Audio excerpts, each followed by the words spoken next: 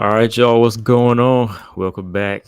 Welcome back to another episode of hashtag CB99 Talks, episode 154. Back in the building, man. Feel like it's been a minute. Had to take some days off, take a little time away, and we back, man. What's going on, Paul? What's up, Paul? I'm glad Paul's in the building. I'm glad you're in the building right away, man, because we're gonna talk about something that you brought up the other day too. So yeah. First off, though, yeah, it's good to be back. Had to take some days away. Just been busy, but there wasn't a lot going on as far as the UFC, but there's been a lot of other fights I've been watching. I've been watching a lot of other organizations. If Paul, you're not familiar with Cage Warriors, what's the other one? Cage Fury. A lot of that stuff you'll see on UFC Fight Pass. There was a lot of that stuff going on. UFC Fight Pass usually has all them other organizations on there. So yeah, I was watching a lot of that stuff. And I ain't gonna lie, look, I just happened to come across that page L Brooke fight, and I looked at it because as a boxing fan, if two people put on some gloves, I'm gonna check it out. And it wasn't like it was something I was in support of, but they made the fight happen, so I just wanted to see how it would play out. Now, if it would have happened on like a UFC weekend, I wouldn't have been watching. All right, I would have let it go under the radar, but I needed to see.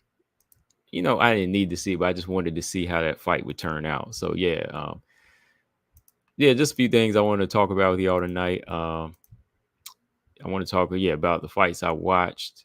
A couple of them I want y'all to check out. If you go to UFC Fight Pass, and I want to talk a little bit about this page and Brooke fight. Dakota Ditcheva, she getting back into the news. Now we got PFL coming up in a couple weeks. She's been talking. She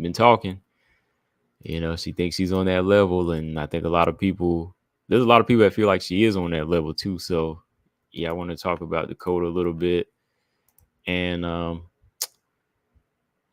want to pull up that Paul. I want to pull up that little clip of Valentina and Alexa Grasso talking about the top 15. I want to pull that up tonight too. It's like 8 minutes, and as I go through it, I just want to see if y'all agree with what they say about the fighters and what I agree with, because they're doing a little promotion for the Tough House, and they were talking about the top 15, asking them who they feel like. I guess they didn't really ask who they thought would be the next champion. They're just asking about the different girls, what they thought of them, their different styles, right? And for the most part, they were, of course, looking at the strengths, the pluses of the fighters, which I definitely agree with you. That's something you want to talk about on camera. You don't really want to talk about a person's weaknesses and things like that, as far as you being in the same division, right? So let me pull that up real quick because it's on YouTube. I'll put the link in there before I pull that up and we go through it. And then you got Tracy Cortez and Miranda Maverick, their fight coming up. And y'all saw Miranda's interview, and some of the things she was talking about was interesting. So yeah, man. What else you been up to this weekend, Paul? I mean, like I said, there wasn't much going on to, I think, like the mainstream when it comes to WMMA, but whenever I need that fight fix. Oh, are we gonna see Aaron and Natalia Silva? It makes sense, right? Well, with everybody taken up, that's something I want to talk about at some point. But until they make it happen, I'll just kind of sit back and wait. But when everybody else is taken, I think it makes sense at this point. I think Aaron and Natalia Silva does make sense because everybody else is taken. If Aaron wants to prove that she's still up in the mix, that's the fight. And, Natalia Silva, she needs to get back in there as soon as possible. So to me, the fight makes a lot of sense to both fighters. For Aaron, she's fighting down. But if she's able to beat somebody like Natalia Silva, that means we can't question her, right? we still got to say that Aaron is still a threat. She still has the possibility of touching the belt. Natalia Silva, she beats Aaron. She's up there. She's up in that mix too. So with Rose and Macy fighting, and the possibility of Chikagan being in the mix somewhere, maybe fighting somebody lower as well, they might make that fight, man. I have no problem with that. That's a good one. That is a good fight. It makes sense. Yeah, it does. So yeah, let me see. I'll I might talk about 302 maybe tomorrow or something, or maybe Friday. I know we don't. I still jump on live for it on Saturday, but I know we don't really have that much going on as far as women fights. I know you got that grudge match between Eileen Perez and Jocelyn Edwards, right? Yeah, that's it, right? Yeah, that's this weekend. But other than that, you don't have that many. Yeah, that's it. That's it as far as WMMA fights on the 302 card, right? Other than that, I mean, it is a good card. I will pull up the fight and I'll call it with y'all though. Should be a good card. Now, will I be on for the whole card? We'll see. We'll see.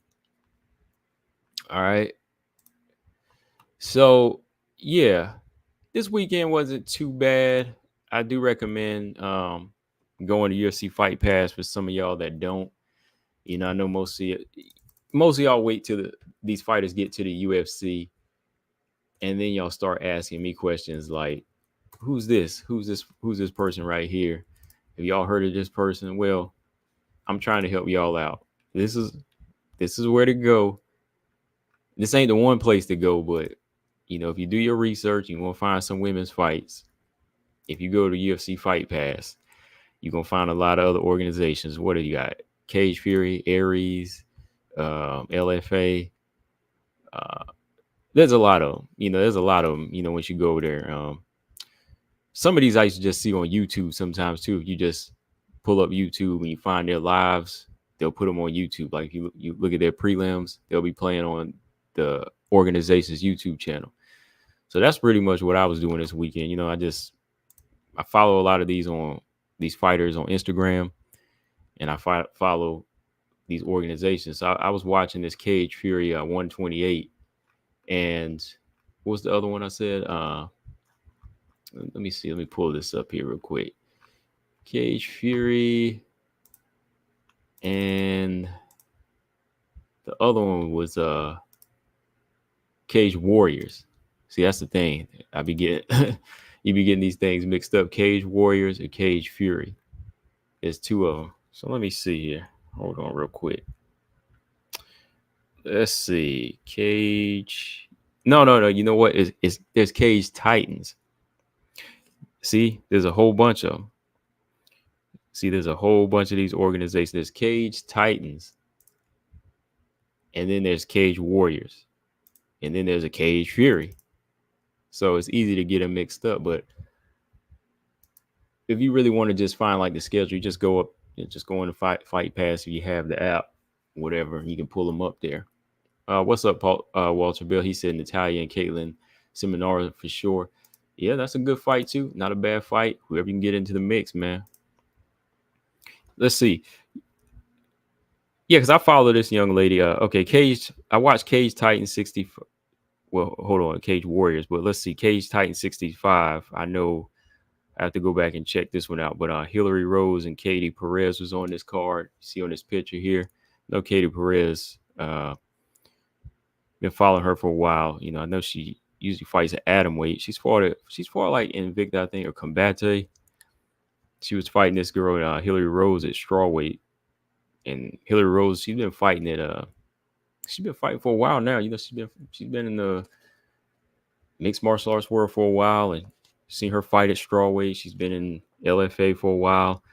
This was kind of brutal here, man. Hillary Rose, she scored this TKO with just leg kicks, man. She stopped Katie Perez with some hard leg kicks, man. I mean, you see every leg kick that she was landing here in this picture.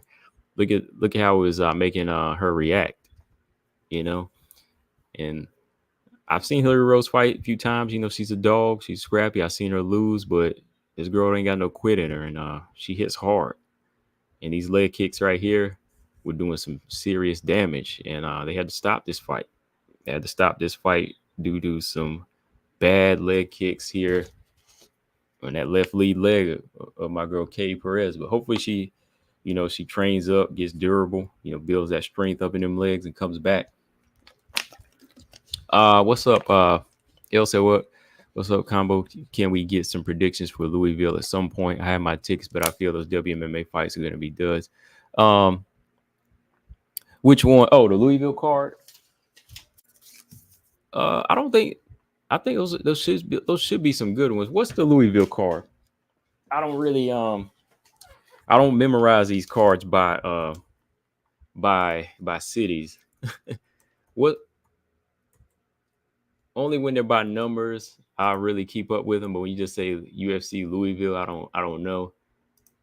If you give me a number or a date, who is on the Louisville card? Shoot me a date and that'll kind of let me know who's on that one. I'll look it up or type it up later. You can let me know. All right. Oh, yo, what's up, Lolita? Paul said, okay, Andrea Lee and Montana De La Rosa. That should be a good fight. I mean, it's a rematch that we didn't ask for, but it shouldn't be a bad fight. Now, as far as prediction, if you want a prediction on that Andrea Lee Montana De La Rosa fight, I'm gonna go with Andrea Lee L. If you want a prediction on that, and Eduardo Mora versus Denise Gomes. Whew. Denise Gomes got a puncher's chance, but Eduardo, she's a big strawweight. I'm still wondering if she can make weight. I still don't know if she's going to make weight that night, but if I was to pick, I might go with Eduardo Mora over Denise Gomes. Now, as a fan, I would like to see Denise Gomes pull out a win and go in there sharp and win, but neither one of those are going to be duds, L. Like, if you watch a girl like Eduardo Mora, Denise Gomes, and you seen like the stoppages they pulled off, nah, that's not a dud right there. Even as far as Andrea Lee and Montana De La Rosa, like, I don't see them ever touching the belt, but those aren't duds. Like, somebody's gonna be bleeding in that fight. Somebody's gonna be bleeding in that fight for sure. And if you're a fan of fights and blood, yeah, that should be a good fight. Yeah, if you want to, as far as women. Oh yeah, and Pooja Tumar, right? Yeah, she's making her debut. Now that one, I'm not sure. I'm not even going to try on that Pooja Tumar fight because she's just making her debut. She's just coming in. Some of these fights are hard to pick, man. Like when the fighter just comes in, but I can pretty much tell you Andrea Lee versus Montana De La Rosa. I think Andrea Lee will get that one. That's more than her level, and with Eduardo Mora's size and her ground game, she might get that fight. I might do a little bit more research on that one, but yeah, she might get that fight. But yeah, check out this fight here, man. Hillary Rose and Katie Perez. Good stoppage win for Hillary Rose. Cage, like I said, Cage Titans. Then I watched this card. If you look at this fight on the left, I watched Cage Warriors 172 this weekend. It was Friday. This girl right here, man. This girl right here got some hands, man. This was a good bantamweight fight. Kennedy Freeman. She's fighting this Brazilian girl named Gisele Labanio. This man. If you want knockout, WMMA has been bringing some knockouts this year. And if you want to see a good knockout, Kennedy Freeman, this girl, left hook. That's all I got to say. This left hook right here, it already connected in this picture. Look at her falling back. Y'all got to check this fight out. This was a good fight. This was an action-packed fight. I seen this girl, Kennedy Freeman, man, 5-0. Girl's got hands. She's a bantamweight. I'm not. Look, watch her on this level. Don't try to measure her up to the UFC. I don't think she's ready for the UFC yet, but only time will tell. This girl, she's still young. She's only 5-0. But look at some of her fights, man. This girl, she went in here, scored a good third round knockout. I mean, she was throwing bombs on this Brazilian girl who just really had more of a clinch game and a ground game. Nothing really special, but she was leading with her face, and when you lead with your face, that's what happens. You get knocked out, right? Oh yeah, another fight I watched. Another organization. Paul. I mean, let fill y'all in. Y'all heard of Eternal MMA? Eternal MMA. Jacente Austin. Jacente Austin. She won a belt with that organization. She's a new flyweight champion. Um, again, flyweight champion for Eternal MMA. I'm not sure if she's ready for the UFC yet. I'm kind of hoping they don't jump in and try to pick her up just because she won a belt. I want to see her grow a little bit. Let's see, Jacente Austin. Last year, she fought Josephine Newton. Y'all know who Josephine Newton? She's in the UFC. So yeah, who she beat? Amina Hadaya. Good fight, man. Good fight. Another one.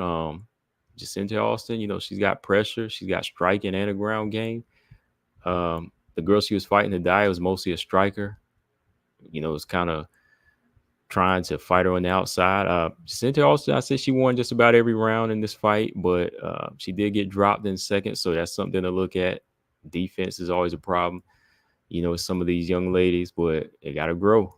They got to grow a defense. So I wouldn't say Jacente, even though she won a belt. I don't want to see her in the UFC yet. Maybe go to Invicta or LFA and see what happens from there. But yeah, shout out to Jacente Austin.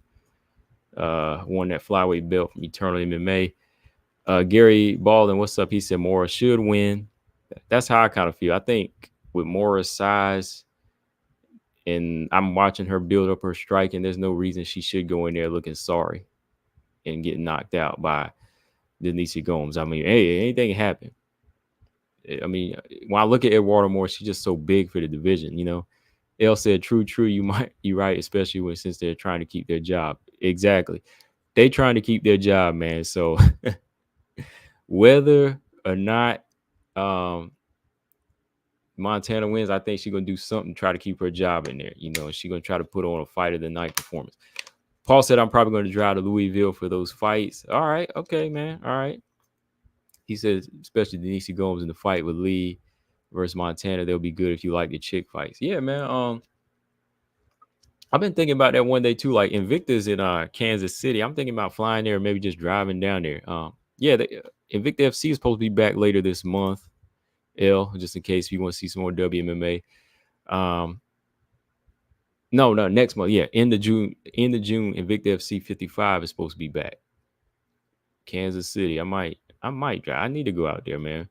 You never know. You just never know when one of these organizations might fold, man. And then I'll be like, man, I never got to go. Right?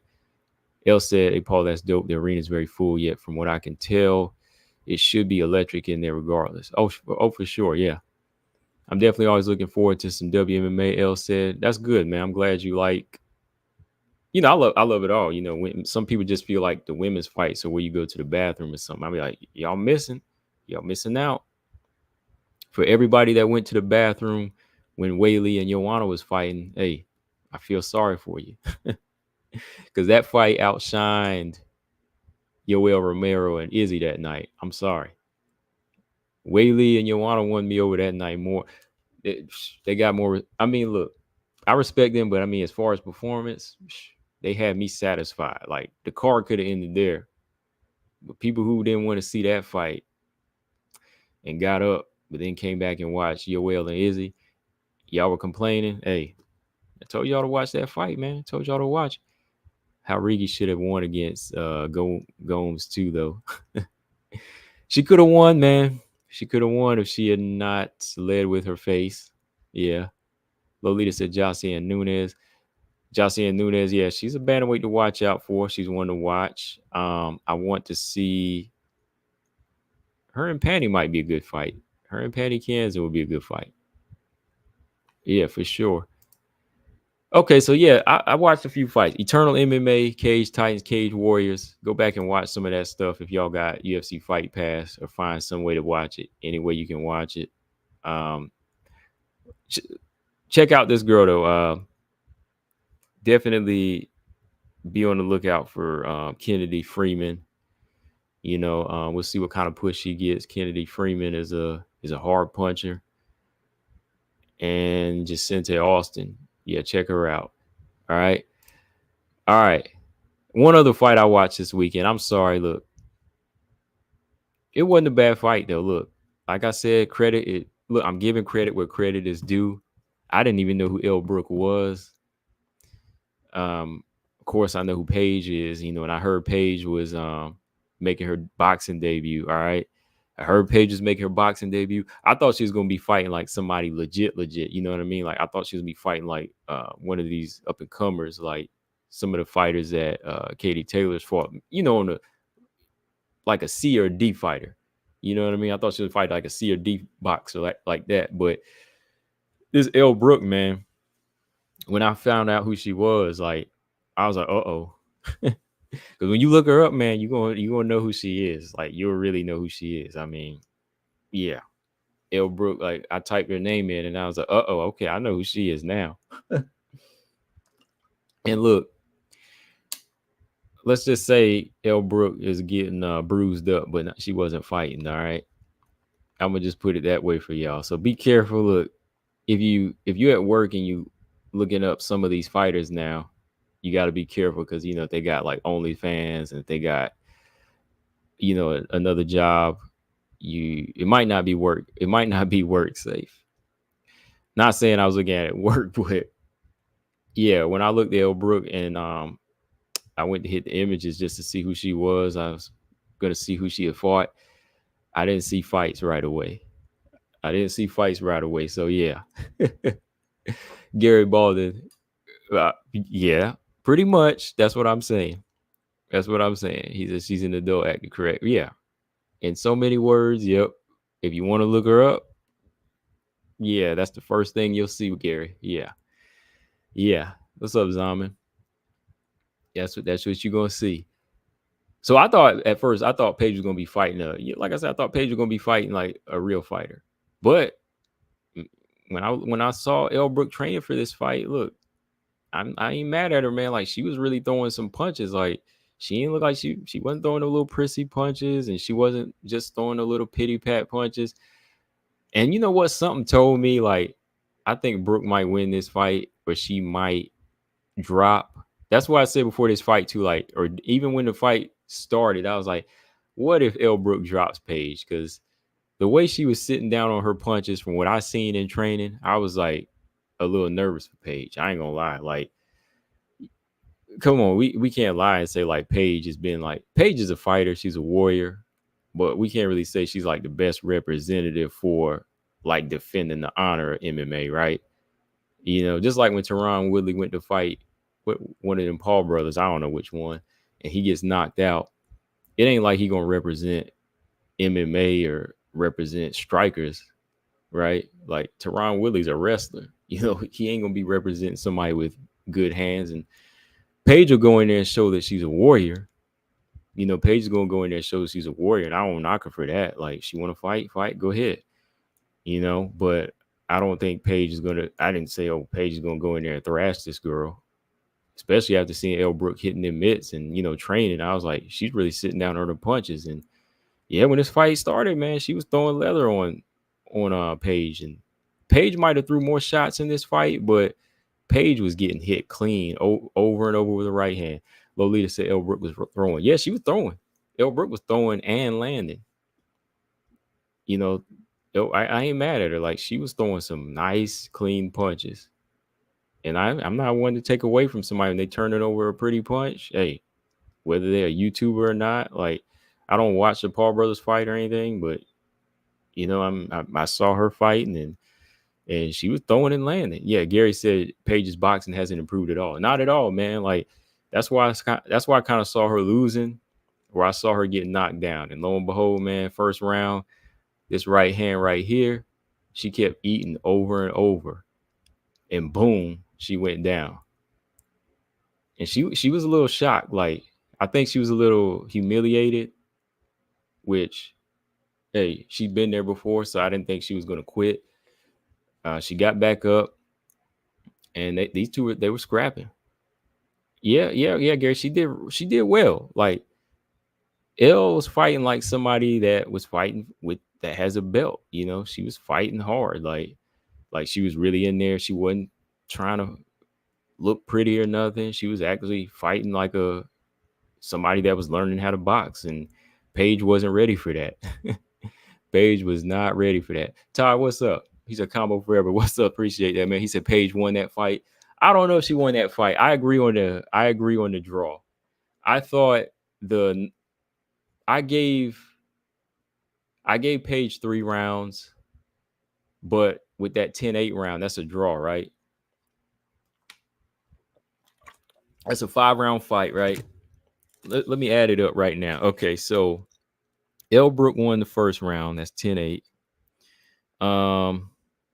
Yeah, I say Paige won the second round. All right. Third round, I would give to Elle Brooke. Fourth round, I gave to Elle Brooke. Last round, I gave to Paige. Okay. So what's that? Let's see. 38. 38. 26. 30. 30. Hang on, y'all.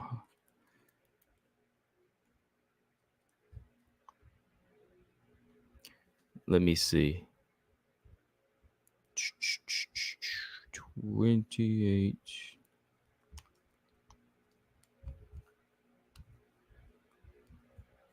Oh, wait a minute. I had it 48, 46. Never mind. That's Paige, right? No. Hold on.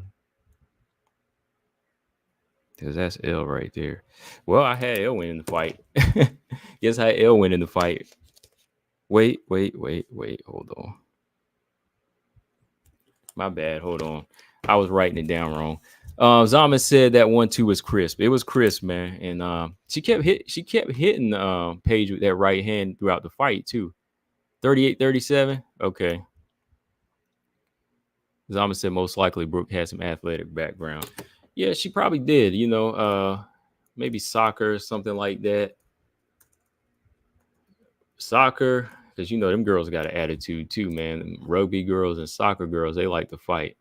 I was actually a little bit more. I know she'd be hanging out with the other girl, Ebony Bridges, but I was a little bit more impressed with Elle Brooke's fighting skills than I am with Ebony Bridges. Ebony Bridges be going in there getting whooped sometimes, but I was kind of impressed with like how Elle Brooke was turning her punches over and how she was backing Paige up and timing Paige with a left hook. She had some nice shots. Yeah, she got an attitude. Yeah, Elle Brooke showed she could box. Yep, she sure did, man. I was impressed. Not saying she'll beat these higher level girls, but I mean if she keeps at it. Look, I ain't gonna lie. Box, yeah, go to boxing, girl. Stop, I would say go to boxing instead of doing other things, instead of doing adult entertainment, stuff like that. I mean, if she wants to get her body bruised up, yeah, I'd rather see her in boxing because she was entertaining, So if she gets better than she was, yeah, she's only 26 years old. Of course, she's not, because you only make so much money in women's boxing, but with the way she's fighting and where the world she's coming from, it's not really like she's gonna make the amount. What's up, Robot Chicken? It's not really like she's gonna make the money that some of the other boxers make. She probably will make a lot of money, Same like Paige. That's why Paige keeps doing it, because Paige is making money off OnlyFans and boxing now. So yeah, that's probably what she'll do. But yeah, it wasn't a bad fight.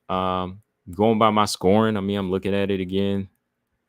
Hold on, I have to keep doing this with my math sometime. Okay, that's L.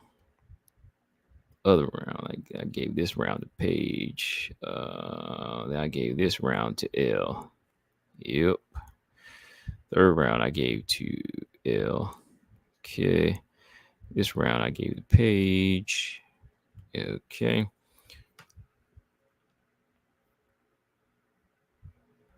Those 10-9 rounds. So yeah, 48 to what, 46? Yeah, 48-46. Yeah, not 38-37. 48-46. Lolita. 26. Yeah, 48-46. I had it right. Yeah, because it was 5 rounds. BJ, what's going on, man? What's up? Yes, stick for Page. I mean, they want a rematch. Go ahead and do their rematch. As long as they keep it like this and they go in there and scrap, I don't care. Fight again. You know, I don't think I'm gonna buy it, but yeah, Misfits Boxing, they put on a nice little matchup here, and it all came to work. It all came to work. So yeah, that was my weekend of fights. You know, I was busy, but I was still watching a lot of these other fights. BJ, now that you're here, I recommend you check out BJ. You ever watch the flyweight Jacente Austin? Check her out, BJ.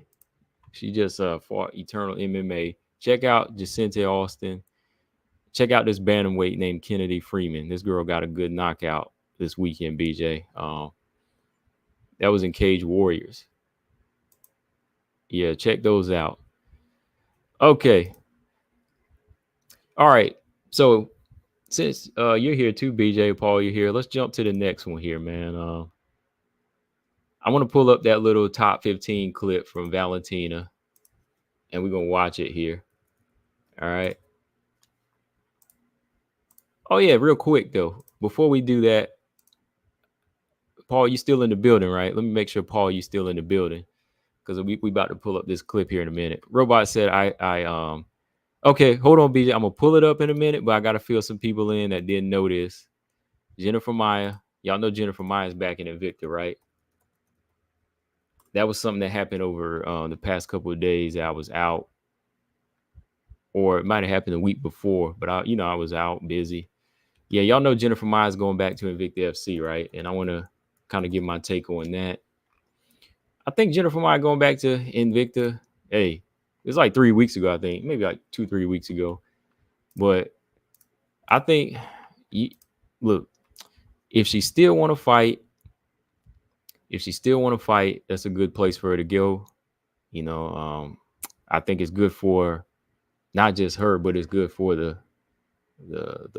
organization, because right now I've been kind of feeling like Invicta FC needs some more star potential over there. I don't know if that's just me. Like look, I'm always watching Invicta FC, but to me, I feel like I haven't been really seeing enough like flavor over there right now, like enough fire.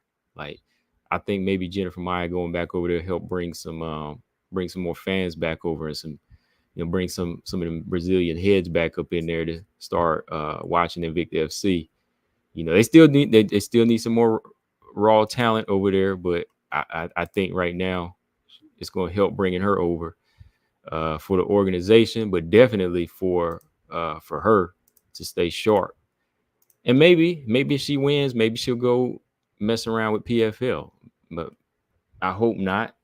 I hope that if she wins big over here, gets the belt again, that she heads back on over to the UFC. Maybe the UFC brings her back. Maybe she wants to come back at that point. Level been abysmal last year's. Yeah. Zama said, yeah, man. Like I thought it was just me. Like I'm not knocking them girls. Like I'm you know me. I'm just saying, like, I haven't seen like, oh yeah, this girl going to UFC next over there. Like I've been seeing more of a raw level where I feel like it's going to take a lot of work. I still feel like I'm watching some of these other like amateurs and organization fights, because they are bringing in girls that are 0-0.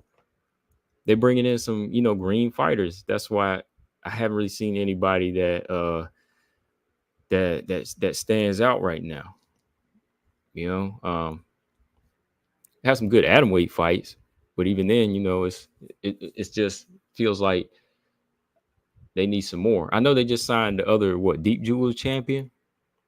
What's her name? They just signed like a Deep Jewels champion, Japanese champion over there. They bring her in, but I just need to see a little bit more over there right now. Hopefully, if they got Jennifer Maya over there, kind of wake some of these girls up, because I can say right now, if Jennifer Maya don't get this belt, I'm gonna be mad at her. What about you, BJ? If Jennifer Maya don't win, I'm gonna be mad at her, man. I mean, I'm taking all credentials. If she don't get that, she's guaranteed a belt. Same way Angela Hill went over there and got her a belt. Look, Angela Hill, when she got cut, she went straight back down there and got a belt, and they re-signed her. But if she if she don't win that belt after all she's been through in the UFC, I'm gonna be a little disappointed in her. It would that's really saying that her skill set had fell off, but I think she can do it. I think they will draft her back, BJ. Oh, James, what's up? If he said you had a 3-2 for Paige with the knockdown, it's 47-47. Um, 3-2. Okay, it is. Okay, it is. So yeah. Okay, my math was wrong right now because when I did my math Saturday, because I'm talking to y'all at the same time and I'm writing stuff down. Because when I calculated on Saturday, it was a draw. Okay, I had it a draw then. Because when I did it Saturday, I said 3-2. When I did that, okay, yeah. Hold on. I'm trying to find my little index here. I can't remember now because I said I was fine with a draw though. I was fine with a draw, but yeah, if even if Page won 3 rounds, it was definitely going to be yeah. Even if Page won 3 rounds, it was a draw. I did say that. Yeah. River Rat, does Dustin Poirier have a real chance at beating Islam this weekend? I think he's got a striker's chance, but if he can't keep it on the feet, I only want to say that. I want Dustin to win. I want Dustin Poirier to win. And I'm a Dustin Poirier fan, but I think he has more of just a striker's chance to win this fight. Got to use his legs, man. Got to use his legs and move. Got to use some timing, man. Got to touch that chin on Islam. Invictus probably best for Maya in the PFL. If you're eliminated in the tournament, you have to wait another season to fight again. It's not worth it unless you go all the way in PFL. Yeah. With PFL, you get money. You get that money. But yeah, Jennifer Maya, I think going back over to, I don't really see like a huge threat for her in Invicta. I know there's Christina Williams.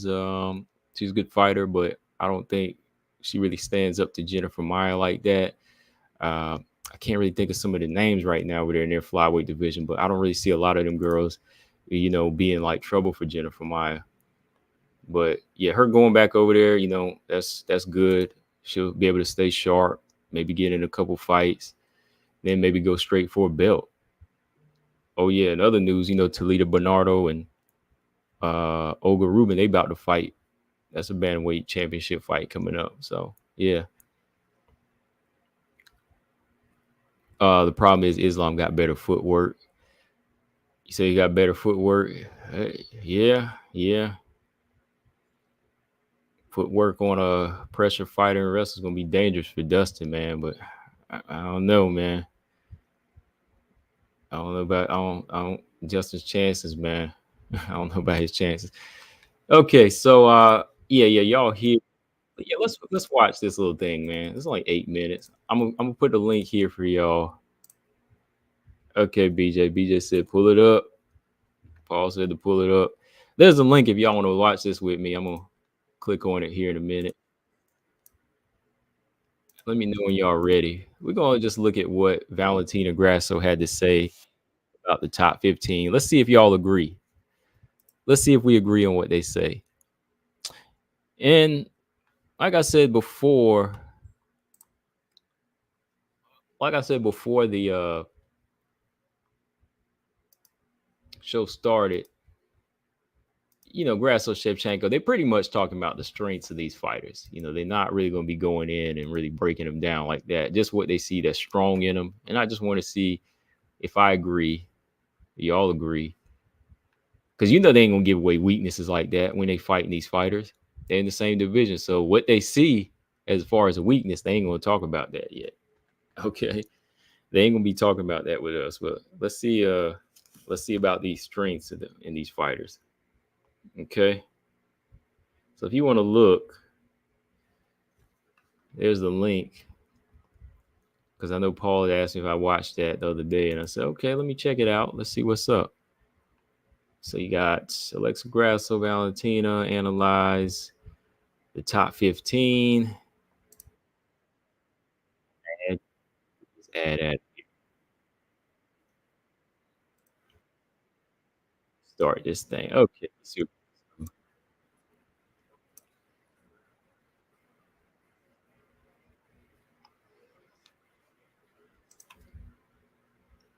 All right, so let me load this thing up here. Zama said Grasso's a hardcore fan. Val's casual. I'm not gonna lie, Grasso. I can tell Grasso watch fights. Grasso is watching the fights. I won't say Shevchenko's like a casual. Like she knows some of the division, but let's just say Grasso is hardcore whenever it comes to fights. He was really watching. All right, so let's see. Miranda Maverick first up.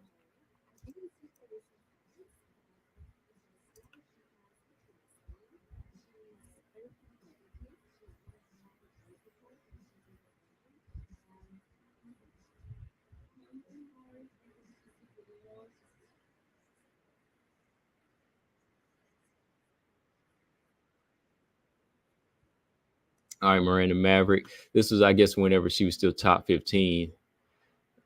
All right, so Grasso feels like young, strong fighter, never quits. Shevchenko says she's a strong fighter, comes forward.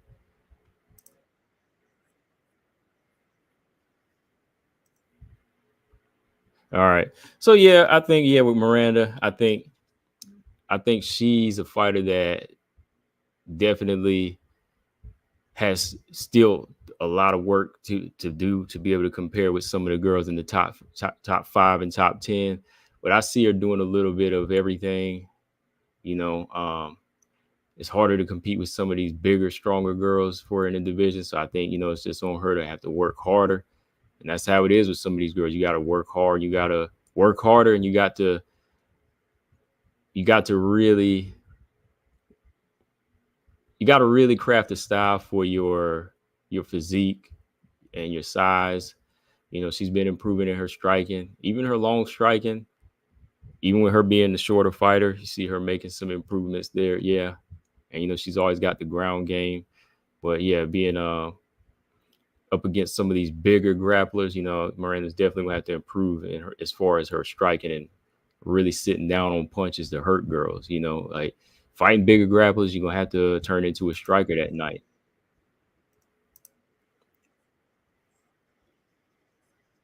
Casey O'Neill. Let's see Grasso. Let's see what she got to say.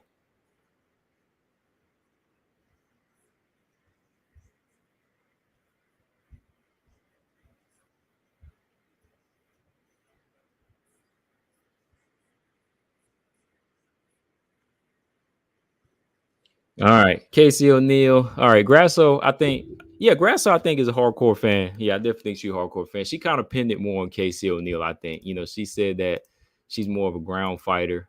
Let me see again. Hold on. Yeah, Grasso said she's more. I agree with Grasso on Casey O'Neill. She said she's a more of a ground fighter, got better takedowns, and that's where she mostly thrives is on the ground, which is true. Yeah, she's got striking. She will come forward with a lot of volume and pressure, which some fighters it will work on. But I think Casey's ground is more her thing. Valentina says she's more of a complete fighter. Um, I can't really say Casey O'Neill is a complete fighter like that. I think she's doing a little bit of everything, but when I hear complete, I feel like when you say complete, you mean that the fighter is all across the board good at everything. You know what I mean? And I don't think that Casey's like straight up all all good across the board or even average across the board with everything like that. Because when I hear complete, that means to me that person they're able to use that weapon if the other weapon fails. You know what I mean? Like if Casey O'Neill is fighting a better grappler, that means she can go to her striking and just completely win with just that weapon. I really wouldn't call her. No, BJ, I can't really say I say she's more sound. I agree with Grasso. I agree. I'm like Grasso. I think she's sound more so on the ground.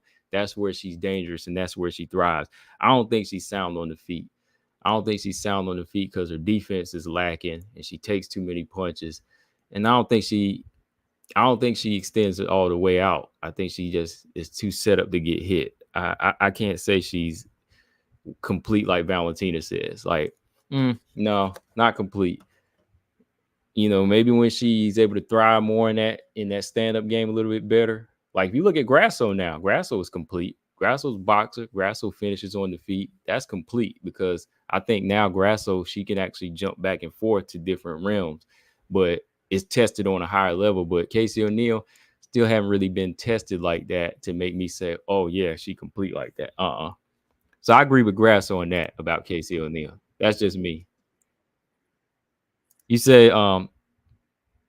Roxanne about striking. Yeah, Roxy ain't really a good striker like that anyway. You know what I mean? Like Roxy ain't really like that good of striker. Now, if Casey O'Neill outstrikes somebody like Natalia Silva, yeah, I'd say okay, that girl's complete. Or if Casey O'Neill had outstruck Ariane Lipsky, yeah, if she had outstruck her that night, or maybe even outstruck her to the point, even though she did get submitted, I would say okay, yeah, okay, her striking is pretty good. Outstrike a Lipsky or somebody, yeah, yeah. But yeah, I don't think she complete like Valentina said. All right, let's see. I'm gonna move on here. Karine Silva. Valentina said she ain't seen none of her fights. Okay. Will y'all believe that? Dang, these ads are crazy. So Karine Silva. Valentina said she ain't seen a Karine Silva fight.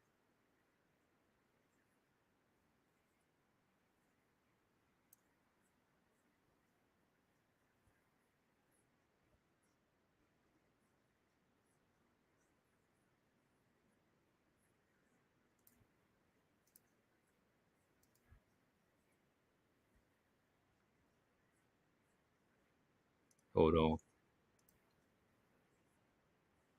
All right. So Grasso says Karine Silva, super aggressive, very technical, amazing.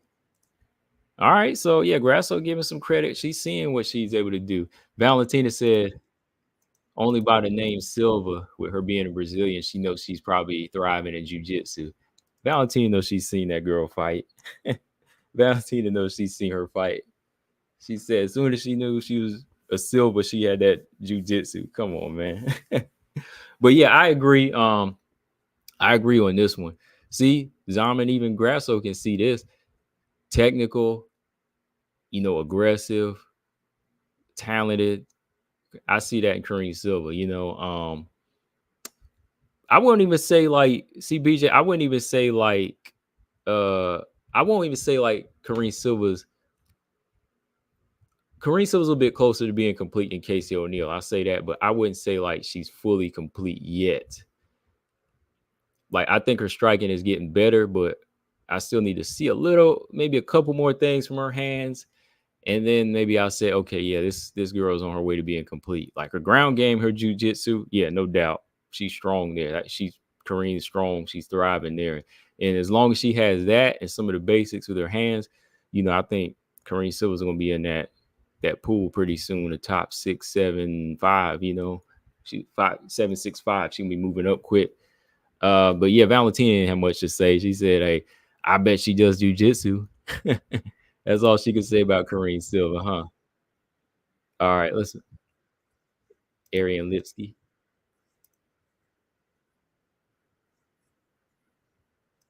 Okay. Casey said, always strong, tough, good striking on Lipsky. Valentina says she got a strong punch. Okay. Good striking. She said complete fighter as well. Okay, okay. Yeah, I think they pretty much hit it on the head with her. Arian Lipsky. I think Arian Lipsky's close to being a complete fighter too. Strong punch. She can hurt girls on the feet. She gets submission. Who's that? She submitted Luana Carolina. She did submit Casey O'Neill. Beat Melissa Gatto too. Strong takedown defense. So yeah, I think Arian Lipsky's definitely earning her place up here at the top. All right. Let's see. Tracy Cortez. Let's see what they got to say about Tracy Cortez.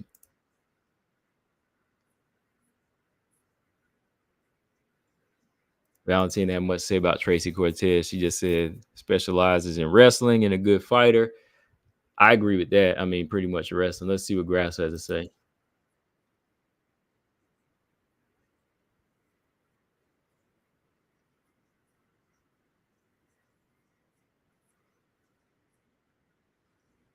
Yeah, I think they both agreed on that. You know, she had a little more though, saying she's super tough, and Tracy Cortez has good combinations. Yeah, in her last fight, Tracy Cortez definitely showed better hands. You know, better combinations against Jazzy, and strong takedowns and ground game.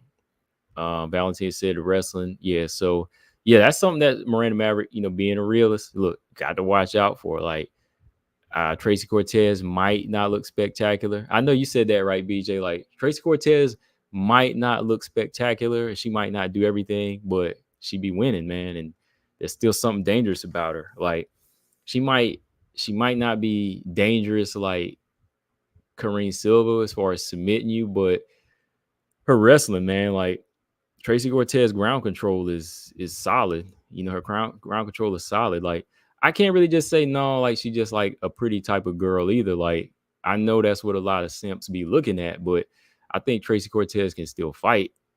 Does she fight enough? No. At the pace she fighting at, would she be champion? No. Like, would she beat Manon at this rate? No.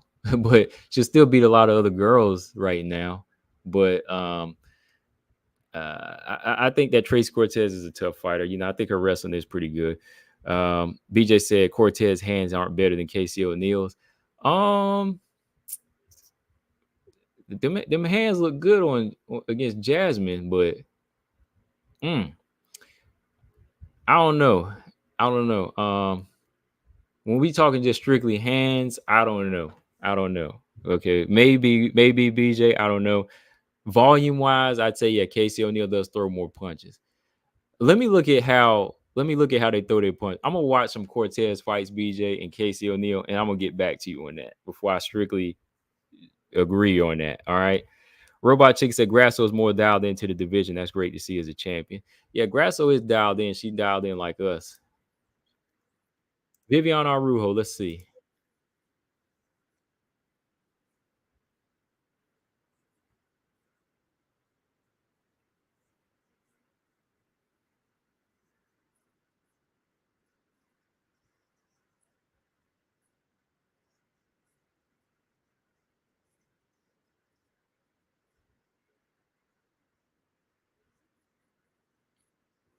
Okay, okay.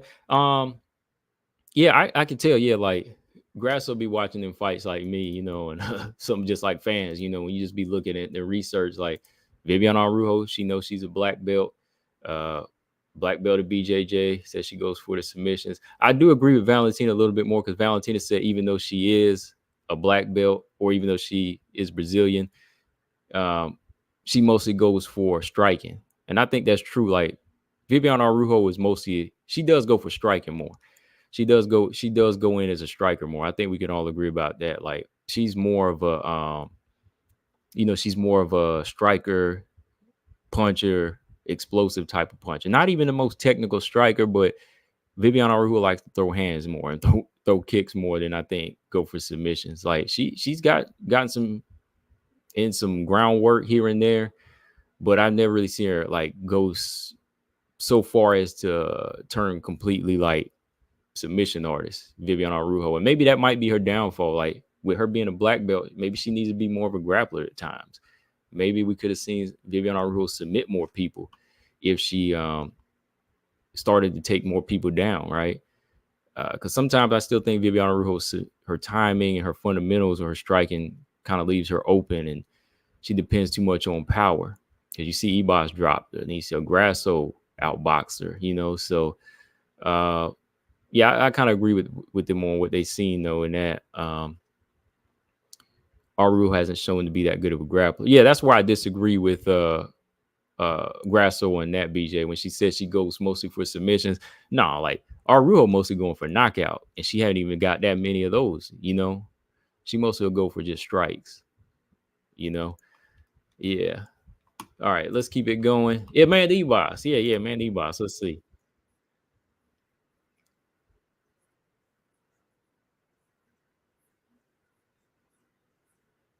Look at Amanda Ebos tossing Chikagan around. I agree with Valentina there. She said good judo skills. Dang, she was tossing Chikagan. Oh, look at that. Look how she dropped Viviana Rule.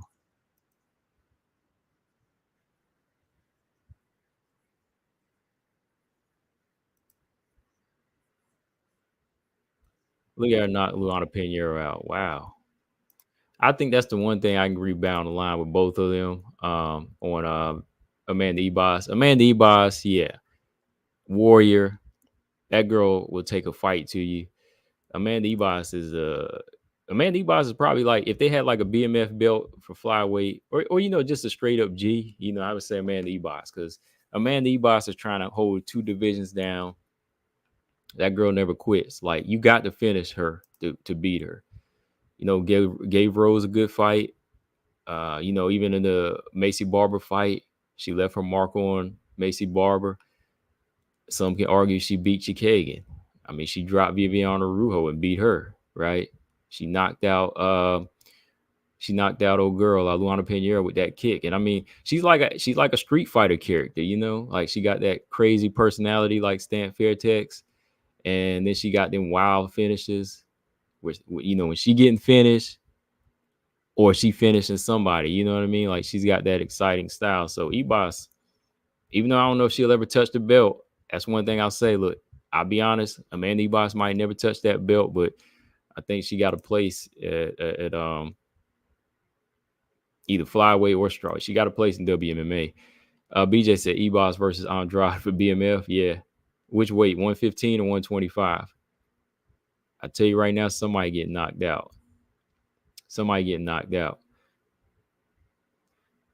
You said Ebos might beat Valentina. Ooh, what y'all think about that? Ebos might beat Valentina. All right, let's see what they got to say about Natalia Silva.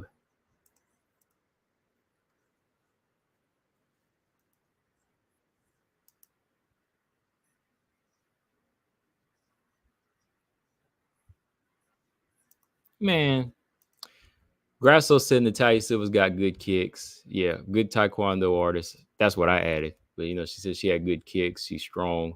Yeah, I agree with a lot of that. Valentina said she ain't even seen Natalia Silva fight. Man, this girl done got 4 fights in the UFC, and she currently ranked. Valentina better be watching these girls with the come up because they dangerous. You ain't seen Valentina fight? I mean, you ain't seen Natalia Silva fight? Come on, 4 fights? You ain't seen no Karine Silva fight either. All right, Rose.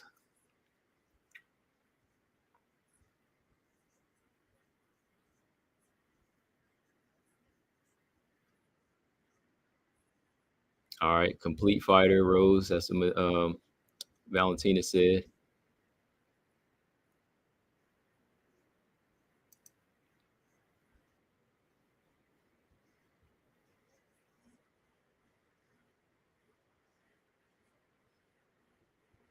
Oh yeah, I knew Grasso would agree about that. Okay, she said she likes the boxing and the movement of Rose. That's what Alexa Grasso said. Yeah, I knew she would like that. But yeah, I agree. I mean, Valentina, like she said, complete fighter. Uh, Grasso said Rose smart.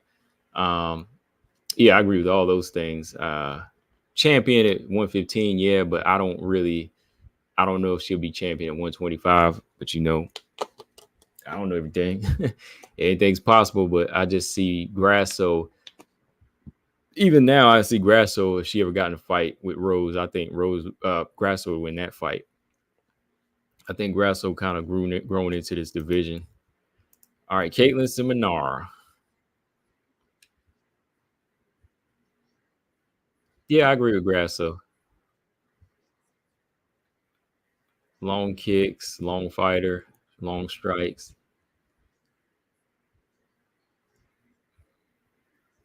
Valentina said beautiful stand up from Caitlin Chikagan.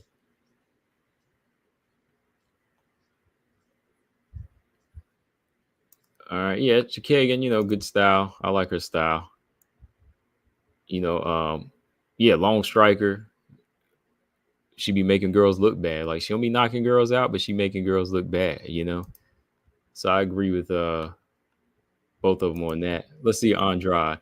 I mean, what everybody's seen Andrade. What can't you say about Andrade?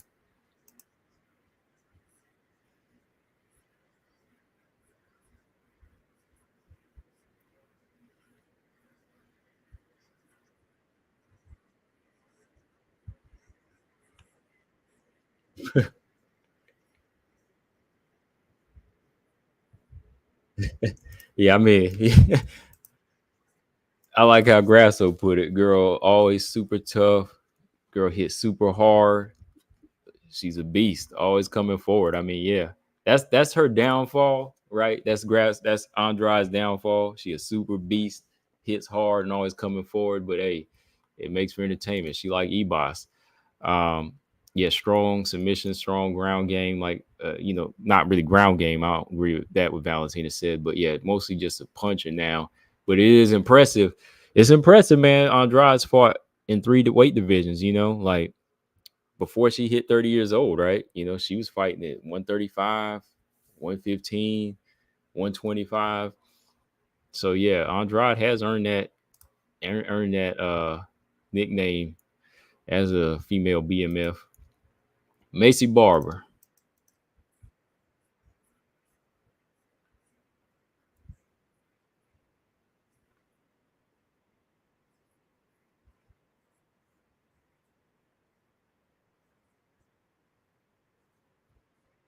Macy Barber, strong. Valentina says she's mostly focused on her striking. Yeah, I agree with that because she still has a hard time on the back. Grasso says she hits pretty hard. She's glad she's moving up. Yeah, I mean Macy Barber's 6-0 right now. I mean, she's on a 6-fight win streak. She about to fight Rose, right? So, you know, um, this gonna see where Macy Barber's at right now. We're gonna really see how her skills are tested. Macy Andrade for the BMF. Yeah, that would be a crazy fight right there. But yeah, I mean, I agree with them on Macy. Tough, hits hard. Still not technically sound in anything like that, but I still think what Macy's doing is getting the job done. I mean, she to get the belt though, she's gonna have to be a little bit more technically sound though, right? Okay, Manon Fior.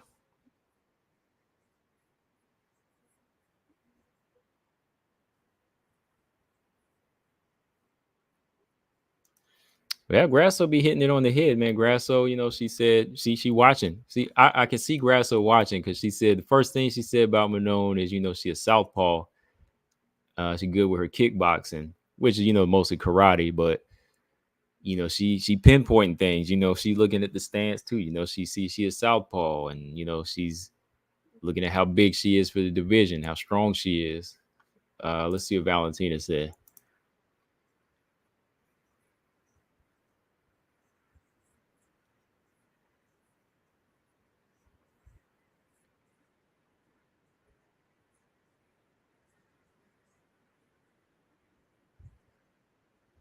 Okay, Valentina said she was a striker mostly, but judo and a wrestler.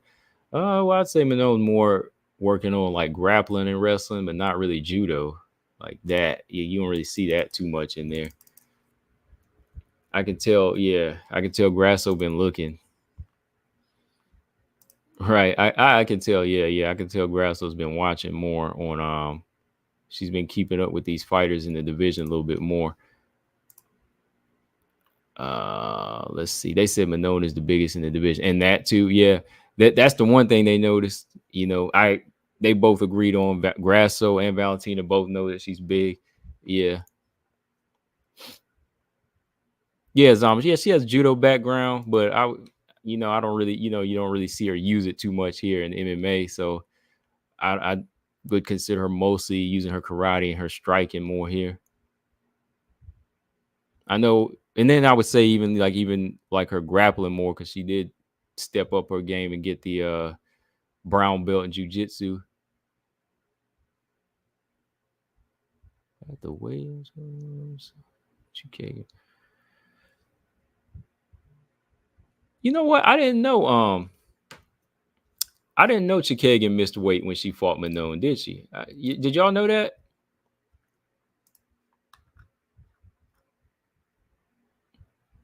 I didn't even know that. I forgot. I forgot Chikagan missed weight when she fought Manon. She had to give away some of her purse for that. I didn't know that. Hmm.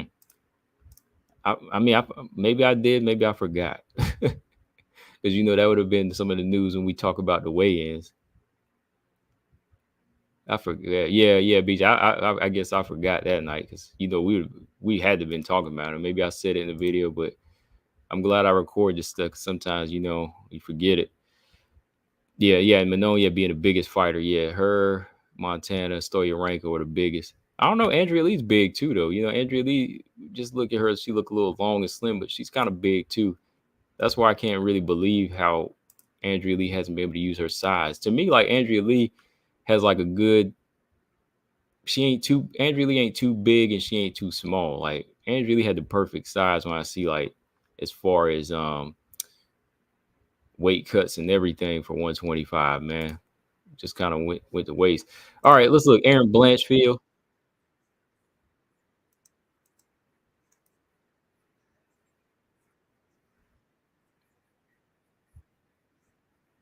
All right, Grasso said Aaron is got good jujitsu, good takedowns.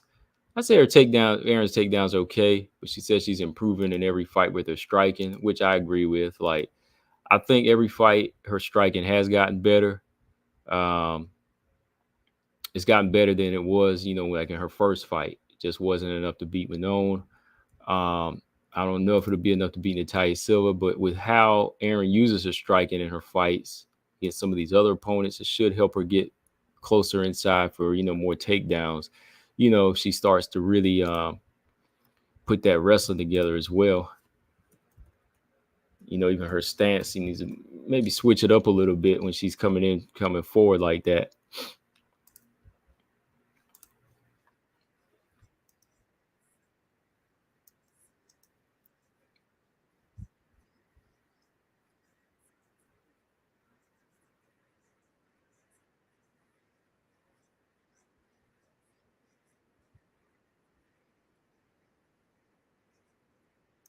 I agree with Valentina on that. Like, Valentina can't knock that though, man. You can't knock that. Valentina did say that Aaron's always got that attitude to say, I'll fight anybody no matter what. And that's the one thing Aaron's always done. Can't knock Aaron on that. Aaron always want to fight.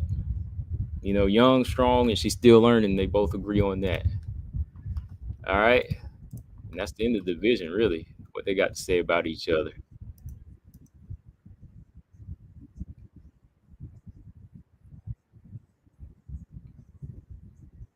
Wrestler said, let's see, tough, good IQ, strong, good takedowns. Yeah, Grasso got to notice the takedowns. Man, she rocked Lauren Murphy bad with that right hand.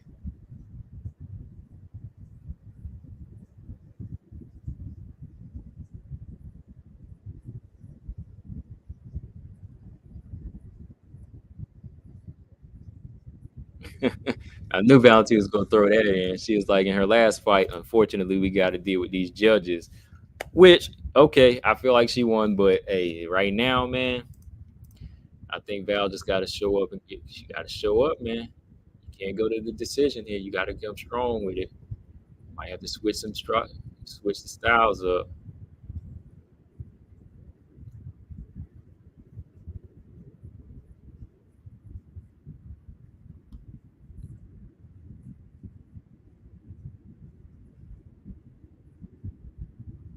Grasso said, okay, so Grasso's good martial artist. Yeah, she is. Ooh, look at that. She said Grasso about herself, super tough.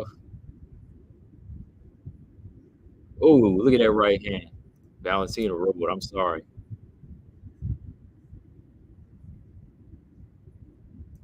A lot of discipline, gives everything she has in the octagon. I agree with a lot of that. Yeah, of course. I think um, Grasso we've seen before ain't the same. This one is a lot better and a lot more disciplined and a lot more polished and definitely a complete fighter. So yeah, for the most part, I mean, when you look at his strengths, I agree with a lot of it, Paul. I agree with mostly what they said about the fighters. I think Grasso's more locked in. I think Grasso's been more locked in as far as just like watching fights You know, yeah, I'm gonna talk about that, Zaman. I saw that.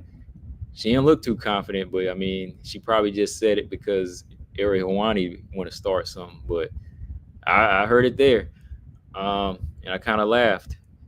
But yeah, I think when you're talking complete fighters in the division, yeah, I think yeah, you definitely say now, yeah, Grasso's definitely a complete fighter. You know, she is. Uh, I think that top 15 in flyweight is definitely one of the best divisions right now. It's definitely, man, like, is it as good as the prime strawweight division was like 2015, 2014, 2016?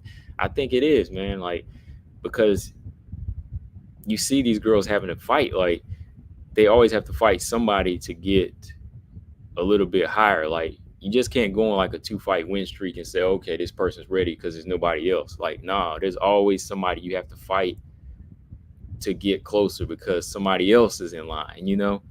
That's the good thing about flyweight. And that's what I've been saying about flyweight. That's what BJ been saying about flyweight. Like, this division here is like crazy because when you get from top 5, when you're number 15 in this division, you go and fight the number 10 or 11, like, and then you still have to fight maybe another 2 fights because you can't jump ahead like that. Every other division right now, 135, everybody's in desperate need of a champion. You know, Kayla Harrison comes over, beats Holly Holm, and now everybody wants her to fight for the belt, which my argument is I want to see her fight a couple people, but who is there really? Like, that would be the best thing to do, right? Just go ahead and give it a shot, but there's really nobody there right now. It's like on a drought. But the way flyweight is rotating them in, it's a strong division where you just have to keep fighting, man. Like, look, Manone had to fight 6 people. Aaron had to fight 6 people. Macy had to fight 6 fights. Grasso fought like, what, 4 or 5. Natalia Silva already fought 4 people in a row. Karine Silva's fought like 3 or 4 people in a row, right? So, and even when you fight and beat that person, I mean, they'll come back. Like, you know, Aaron's not done. You know, Aaron will be back. If Macy loses the Rose, you know, I see her still coming back. So it's just one of them divisions right now that I think is got a lot of good talent all the way around. And yeah, you just got a lot of good fighters. You just got a lot of good fighters that when one person gets beat, they're not done. They'll be back. And this division forces people to get better.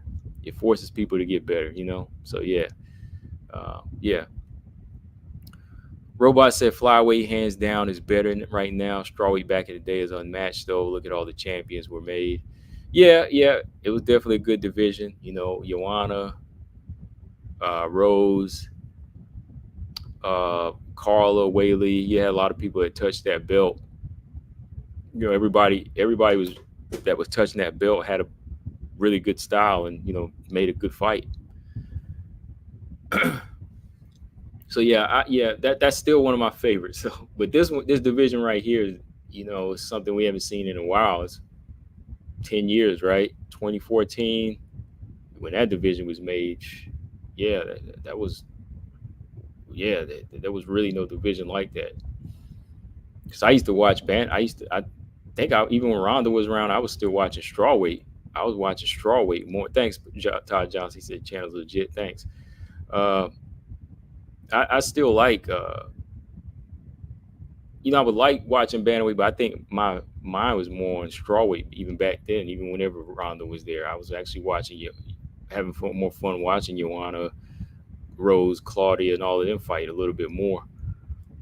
Rose is legit. Her skills are legit. Yeah, I definitely agree. Yeah, Rose's skills are still legit. You know, I just want to see how she hangs in there with some of these, you know, girls that are just bigger and strong and able to take her punch, you know. But yeah, now that you bring that up too, I want to talk a little bit about that, Zaman, before I get off of here. Let's see, Dakota.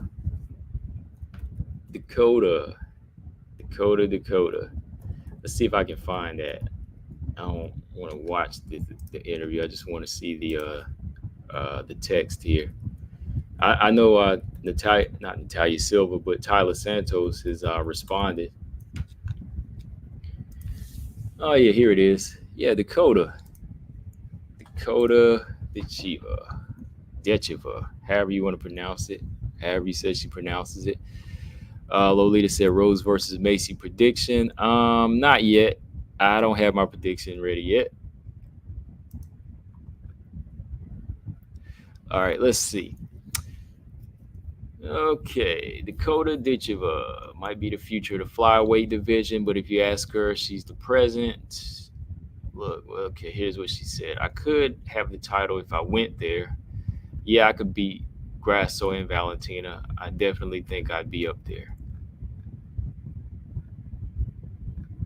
Okay. I think we'll see that. I think we'll see that when I win this season now, and I can say I can beat someone like Liz Carmouche and Tyler Santos. As soon as I beat them, what else can people expect other than greatness for the rest of the year? You got to be like that, and that's about time that I actually believe in what I can do. People say to me, she's not fought this person, she's not fought that person, or they say to me she's running through all the girls because they're not very good. But if you put these girls against other people, they have close fights. Whereas when you put them with me, I finish them early. So I make it look easy sometimes. Okay. With the tournament now, I know I'm going to win this tournament, and that automatically puts me into another year. Anyway, if I keep winning the tournament, I'm going to be here making my money and cashing all the checks. Okay. Let's see. Down the line here. I'll win this tournament. If I go on another year, that's fine. But if I come up with other ideas, I'm happy to do those as well. I guess she means if she goes to the UFC. Okay, all right. So Zama said Dakota was hesitant because she wanted to stay humble, but believe me, she's confident, especially against strikers. Um so yeah, I mean, yeah, you gotta be confident. Like I can't really get mad at what she's saying. I'm definitely a person that says, yes, she hasn't beat this person, that person, because you want to see them beat better people, right? Uh, but the thing is, if you say same thing I see people say about, I've heard people say about Aaron Blanchfield Manon, I mean, they're beating everybody in the UFC, but people have something to say about them. You have to kind of say that about her because she's not in here fighting the same level of fighters, right? But part of me says, okay, that she's I believe that she is a fighter with that killer instinct. I can see that in her. I think Dakota definitely has that killer instinct. And I think there are some girls on the lower level in the UFC that she could probably run through, and she might be in there. Like when I look at some of the other girls on the lower level, like with the way she fights and her confidence, yeah, she could be in there, but there's really no way to tell until she gets over there. But even right now with the PFL, it's like we haven't really seen her fight the best, like how the UFC forces you to fight the best. You had to fight fighters that have fought champions over here, so it's really hard to say early on. I know Zaman, you think she's gonna be champion and she can do no wrong, and I mean, you got to treat fighters the same all the way around. To me, like, see, that's how I do. I'm gonna look at them with the same energy, like. But at the same time, I'm looking at what organization she's in. She's 11-0 in the PFL. Like, how do you say that's the UFC championship worthiness? I just don't see it yet.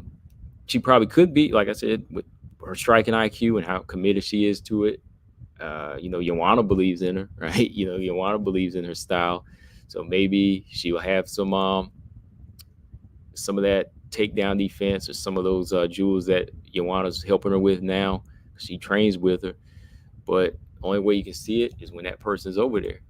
But I just can't say, oh yeah, I agree with her that she beats them. Now, I like the fact that she's confident because that means one day she'll be in the UFC, and that she's not ducking. Me personally, like, I don't even know if it is. Like I said, I don't think it is her. I think it's more the situation where the UFC, the PFL, they're playing matchmaker here. And I can see where Tyler, even like Jenna Bishop, would get kind of like, they kind of look at it kind of with the side eye. You know, they'd be like, huh, like, why are we fighting each other? Why are we fighting the winners where Dakota is fighting the loser of a fight? You know, it's almost like you're just guaranteeing her to win. So she might be doing all the work and she might be this dangerous fighter, but at the same time, it's not really a good look when the organization is feeding you easier fights. You know, they're not giving you the best competition like they are with them. You know, they're making Tyler have to fight the tough fight now. Like Tyler and Jenna, they have to fight each other. Whereas she's fighting the loser. Jenna Bishop already beat Chelsea Hackett, but Dakota has to fight her. Is it just a style matchup thing, or they want to guarantee her to the tournament? I'm sure that plays a part, and I think that's where those politics come in more that Miranda Maverick was talking about with Tracy Cortez. Like, I don't really think it's as heavy with Tracy Cortez as it is here. You know, like here is obvious. Here is so much more obvious. Like, oh, it's the pretty girl politics kind of, right? Like, I think again, Dakota's working hard and she's a good fighter, but at the same time, the organization that's pushing her is more looking at the pretty girl politics here. So they trying to line her up right against the right people. So by the end, she's going to win. Zama said it's a tournament. Of course it's a tournament. So why is she fighting the loser? So you ain't making no sense there. Like, you ain't hear what I'm saying. Like, why is Tyler and Jenna fighting, but she's fighting the loser? Why ain't she fighting Liz now? You ain't making no sense. See, I'm putting it right in front of you. Winner versus winner. Why is she fighting the loser of this fight?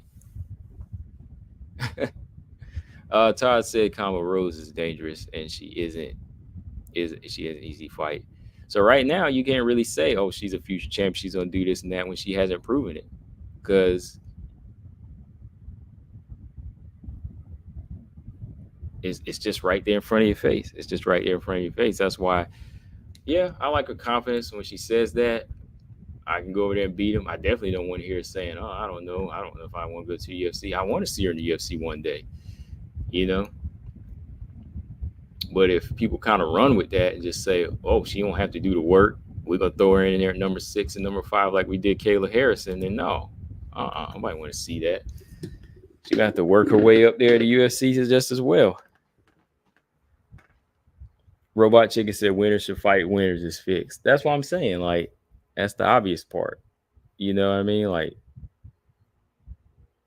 good fighter, but exciting fighter. Like, I'll turn on the fights. When I want to see a knockout, I'll turn them on. But would I just put her in there with a beast like Valentina Shevchenko or Alexa Grasso? No. Well, she won't even beat Aaron Blanchfield or Manon Fiore right now because they've already fought better fighters. They fought better fighters. See, when people see Aaron win or Manon beat 6 people keep calling out things about them. Oh, they ain't going to be champion because, well, look at the caliber of fighters they're fighting. They're fighting better fighters that are making them better. You know? They fought former contenders that fought. So that's making them better. You go 6-0 in the UFC or you go 7-0 in the UFC, that's a little bit more impressive, right? Or even if you fight the lowest there, you can't complain whenever you got somebody, Dakota Chibuk, fighting the lowest over at PFL, and that person never even been in the UFC. All right? That's how I look at it. But right now, she's got a couple of tests coming up. Shout out to Easy E. I know he ain't in here right now, but Easy E believes that Chelsea Hackett got a chance against Dakota. Maybe. You know, I personally think Dakota will win that fight. I think her style, I think her aggressiveness, her power is going to be dangerous. Zama said what Grasso would do to her boxer. Grasso is the easiest matchup for Dakota at the top. Oh, so no, Grasso is just a boxer. Then I could have swore, Zama, you told me that she does other things too. Like, you sell a fighter short when you want to make another fighter look good. Don't do that, Zama. Come on, man. I thought you do better than that, man. So now she just a boxer. She ain't got no ground game either. Like she ain't got no submission game. She ain't worked on none of that. She ain't strong enough to take Dakota down. She can't do none of that. She can't throw kicks as well. Like now Grasso's IQ is not that high when it comes to somebody that hadn't even fought in the UFC. Oh, come on, Zama. Now you killed your argument again, man. Not only you kill your argument, now I'm about to, I don't even know I can take you seriously now, man. You think Grasso gonna oh boy. You think Grasso gonna go in there with a one-sided mind, just outbox Dakota? Did she just box? Did she just box Macy Barber? See, now if I was gonna say Manon versus Grasso, I know what you would say. Oh, nah, she gonna submit Manon. Like she got great jujitsu, but now she ain't got none of that. Come on now. You actually said she's more well-rounded than I had before. I believe before me. No, I don't think that because I did say Grasso has gotten better. I did give her that. I did start giving her that. Like I did start because I know whenever she fought before the Valentina fight, I needed to see more, and she showed it. And I have not turned my back on her since. I said I was wrong. I said I was wrong. Grasso is a complete fighter. I mean, I just said she's complete, and I finished watching this little YouTube when we just finished watching this little YouTube clip together. But now she's just a boxer. Oh my goodness. Barber tried to wrestle Grasso and got countered. I know Barber tried to knock her out and Grasso outboxed her.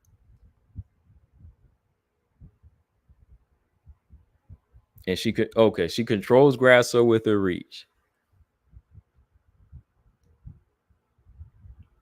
Dakota has to fight elite fighters before I say she can beat Valentina or Grasso.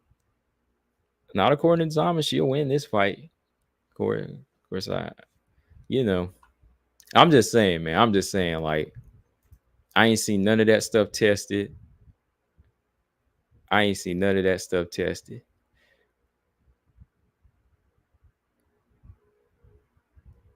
James said, "How do you take anything he said seriously?"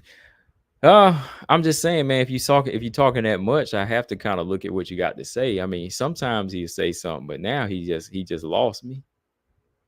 He just lost me because, I mean, he did say Aaron was going to beat Manon Fiore, so I can't really agree with him on everything. Like, did he pick Ebot? Did you pick Ebos over Rose too?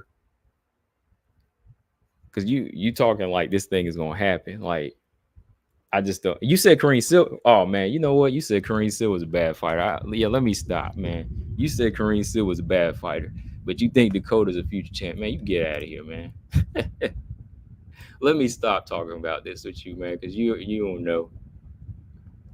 I'm having fun, but I'm just saying, why I gotta keep bringing stuff up like that. You said Kareem Silva ain't gonna touch a belt. Kareem Silva closer to a complete fighter, a complete mixed martial artist that's in the UFC right now. I think she'll get there before Dakota or touch the belt for Dakota. I'm just saying.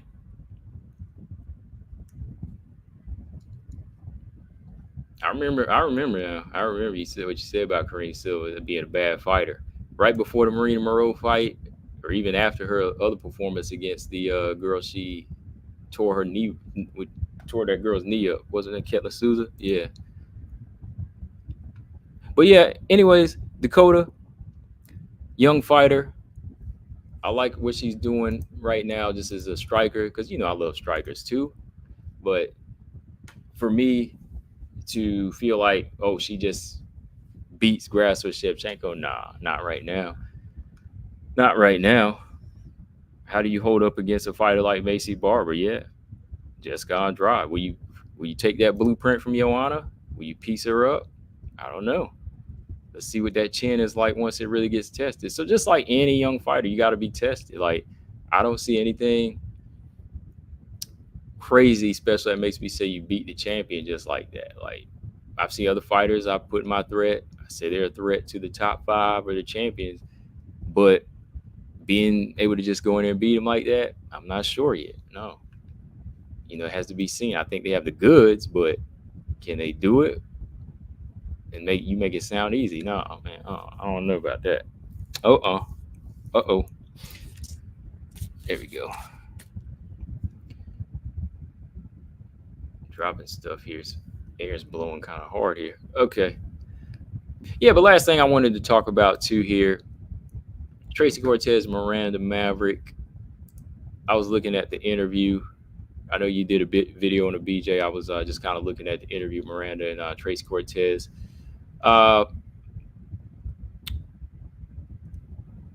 This should be interesting, man. This fight's gonna be it's gonna come down to it. Look, like Miranda, I like watching Tracy fight when she does fight, but I agree with some of the things Miranda said in this interview. I do. I agree with some of the things. I still believe, though, when I look at Tracy Cortez, I believe she will be legit competition, though, going into this fight. Tracy Cortez is tough. She's gritty. She's a wrestler when she's fighting. I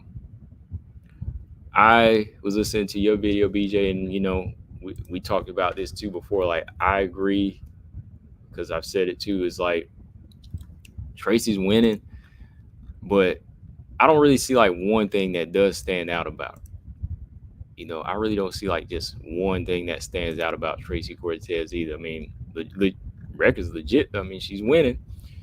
Hasn't lost yet in the UFC.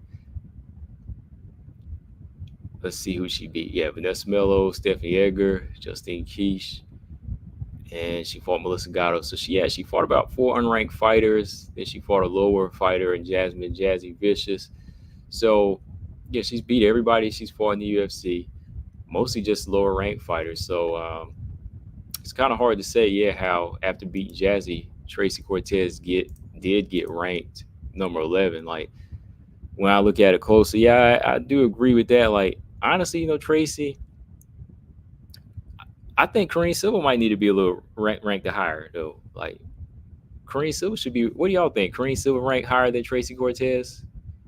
Melissa Gatto was a legit win, though. That was a legit win, but Melissa wasn't ranked at the time. Are they ranked about right? Let me see. Because I'm just looking like, let's see, Tracy Cortez, Vanessa Melo's not in the UFC anymore. Stephanie Edgar's not in the UFC anymore. Justine Keesh is not in the UFC anymore. Melissa Gatto and Jasmine are still in the UFC. Everybody Kareem Silva beat, are they still in the UFC? Well, Poliana Betello, she's not. Shout out to her. I know she was going through some things right now. Ketla Souza's still there. Marina Moreau's still there. Ariane Lipsky's still there. Okay. So who should be ranked a little bit higher? Kareem Silva probably should be ranked a little bit higher, right? Paul said beat Jazzy, by the way. Yeah. Tracy Cortez has a good fight IQ. Yeah, I think she has a good fight IQ. I think she does because she gets the job done. I just don't really see anything that really stands out about her as a fighter. And to say she's close to being ranked number 10, I can kind of see where Miranda's coming from with that. But yeah, she does have that win over Jasmine. So I still think, with Miranda Maverick, they have to take this fight seriously, which I believe she is. It's just a situation like, there's politics. There's always going to be politics. So some people are going to have to work harder. I know it sucks, but that's just how it is. Some people just have to work harder at it, I can't say Tracy hasn't worked hard when she's fought because she's winning every fight. I definitely ain't saying Miranda ain't. She's working hard. But, Tracy Cortez, even though she is fighting less, maybe once a year, she's still coming through and winning. She still comes through, wins the fight, beats Jasmine, beats Melissa Gatto. I thought Melissa Gatto was going to win that fight, right? But I still think, Tracy being ranked number 11 is kind of high. I just think some of these other girls, like, I look at even Ariane Lipsky, some of her wins look a little bit more legit, and Kareem Silva, they could be ranked a little bit higher. But, Miranda's just got to come in there and do that work. When politics are involved like that, just got to do that work. It's like I was saying with Dakota's situation. Most of these fighters are going to look at it and say, okay, like, why is this person getting the easier fight, and why do I got to fight the hard fight? Well, you know what they're doing. You know what they're doing. So you just got to work hard. It's just like on any job, man. Like, there's going to be people that might kiss somebody's butt a little bit more, or they might just have the look that everybody feels like, okay, they want to cater to a little bit more. And some people have to work hard. That's just how it is. So I think for Miranda, just don't really get caught up in how she's treated versus how Tracy is. Because the fight's going to be a handful anyway. It's still going to be a handful. Technically, it's a handful because Tracy is big. Tracy Cortez is a strong wrestler, and she's going to want to probably take that fight to the ground. To see whose grappling is better. This ain't a fight where I think Miranda needs to just go to the ground and accept the position. And I think Miranda has better jiu-jitsu, but with Tracy being a little bit bigger, it could get tough. Tracy's working on her hand game. Miranda's working on hers. I think if size starts to play a factor, I think Miranda needs to strike a little bit more in the fight. That's how I feel. I think Miranda's striking. I've seen her head movement get better. I see her striking from the outside on against a puncher. She just got to let them hands go, sit down on shots a little bit more. Yeah, got to win this fight though. She got to go. Miranda got to go in there and look clean. To me, it's gonna be hard for her to win on the judges too with what she's saying. So, but finishing a girl like Tracy Cortez is tough too. So she's got to look for a dominant win here. She got to make sure she's got everything ready to go. Paul said he's still salty about Tracy beating Jasmine. That was a good fight. Yeah, that was a good fight. It was entertaining, though. Yeah. He says fight's going to be like 14 minutes on the ground. Yeah, it could turn into a grappling match like that. I remember the Aaron Miranda fight was a little bit. It was like a good grappling fight. Yeah. Excuse me. Oh yeah. But we'll see how this thing plays out. What's going on this weekend? We only got one fight this weekend. What is her name? Eileen Perez, Jocelyn Edwards on this UFC 302 card. I haven't really even put like any energy to like think about it like that because it's a grudge match.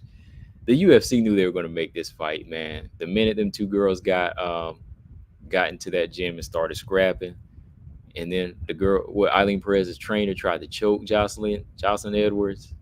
I was like, oh man, this about to be a fight, man. They're gonna sell this thing as a fight, and why not? I can imagine how the weigh-in's gonna be, man. We'll see. There might be a shove or two up in there, but we'll see. Eileen Perez, I don't know. I ain't picking Eileen Perez in this one. Yeah, okay, Edwards is the underdog. I'm kind of surprised Jocelyn Edwards is the underdog, actually. People think twerk skills are going to win this fight. Let's see. Oh, Natalia is either fighting Chikagan or Aaron. Probably. Those are only names left. But yeah, Paul, I think that was a good fight. Aaron and Natalia, like you're saying earlier, that makes sense. I mean, we already seen Eileen Perez get finished before. I don't think Eileen Perez really has the IQ to stand with Jocelyn Edwards. Like, Jocelyn Edwards ain't really no tough type of fighter. Jocelyn Edwards ain't really that type of fighter. She's more like technical with her striking, but it's still like a little cautious. But I don't really see her getting involved in like a big dog fight like that. Eileen Perez might try to push the dog fight now. They try to make it look like Jocelyn Edwards was pushing the dog fight in the gym or at the PI, right? It seemed like Edwards was I don't know though, man. Like, Edwards might dog her out in this fight because Edwards was the one, from what they were saying, Edwards had to be pulled off of Eileen Perez, right? Ain't that what they said? Hold on, let me see. Then her trainer come in and try to choke Jocelyn Edwards out. Oh, wait a minute. Let me see. Because this just happened in the last year. hold on. Like, how did this thing play out? Because they made it sound like, okay, I want to thank my coach who was there at the time of the assault. The fight probably would have been off if it wasn't for my coach who saved me. Look at it. She making that was Eileen Perez. She making it sound like she was getting killed in there. Look, when I approached the cage, I saw Eileen and her coach on top of Jocelyn. Yeah, this was another fighter's perspective. Okay, he said when I approached the cage, I saw Eileen and her coach on top of Jocelyn. Okay, they said Eileen and her coach were on top of Jocelyn. So I jumped in to break up the fight. When I went to help out, saw the male coach choking Jocelyn with a rear naked choke, and it was very deep. He was cranking on the choke. If the choke was held much longer, it would have been a terrible scene. Let me see. So he said, I saw Eileen and coach. Yeah, so Eileen and her coach were on top of Jocelyn. So to me, it making it sound like Jocelyn Edwards was giving Eileen work, and the coach had to jump in. So I don't know. She might show some dog in this fight. Jocelyn Edwards might remember what she can do to make her fold, because why Eileen need her coach's help? Why they both got to get on top of her like that? Because from that perspective, he said that Eileen wasn't even winning in it, man. Jocelyn was getting the best of her. Jocelyn was getting the best of Eileen in there, They had to put the rear naked choke on her. So yeah, I guess that's about the most interesting thing about the fight to me. We'll see how it goes though. Almeida versus Coppola. I'm going for Coppola, man. But I don't know. We'll see. Is that this weekend too? That's on the card too. Is it on the prelims? Let me see. Okay, let me see. Islam.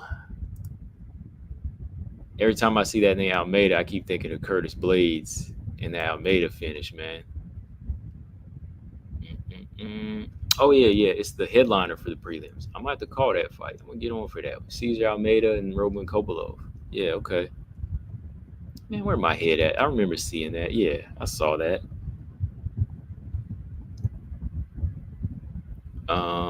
Yeah, Eileen Perez Jocelyn's on the early card for 6 p.m. But that's about it, man. As far as women go, let me see. Kevin Holland's on the main card. You got Almeida. Oh yeah, Almeida. He's back on this card too. Yeah, every time I think of Almeida, man, I keep thinking of that Curtis Blades fight now, man. All right, y'all. But let me get up off of here, man. Be on here. Yeah, almost 2 hours. We almost back on our regular schedule. I'm gonna trying to jump back on every Tuesday like I used to. Once I start smoothing things out, as things smooth out and I can get back, catch my breath. Paul said that's anyone fighting Natalia. You got to rush her and get her against the cage or hold her against the cage. You're screwed at distance against Natalia. Pretty much anybody you fighting with footwork, take away the footwork, right? Anybody you're dealing with that's a mover and a shaker like that, yep. Robot Chicken said I'll roll with Kopylov. Yeah, I got to roll with Kopylov, man. Like, I think Kopylov gonna get this victory, man. Get back on it. Hate how he got submitted by Anthony Hernandez, but hey, had to step it up and see where his level was at. He was getting a lot of finishes, but Anthony Hernandez ain't no joke. So just got to show what he has to work on. Hope he gets back in, man. All right, make sure y'all subscribe, hit the like button like always, subscribe down there like it says, and I might jump on Friday. We'll talk about the fight, but yeah, I'll jump on and we'll watch 302 together. Like I said, no, ain't gonna be like a WMMA type of night, but I'll call the first fight and we'll see if I stay on for the whole card. I mean, for the most part, it is entertaining. Let me see here. Anything else on the list? Eileen Perez. Yeah, Jocelyn Edwards. Check that out.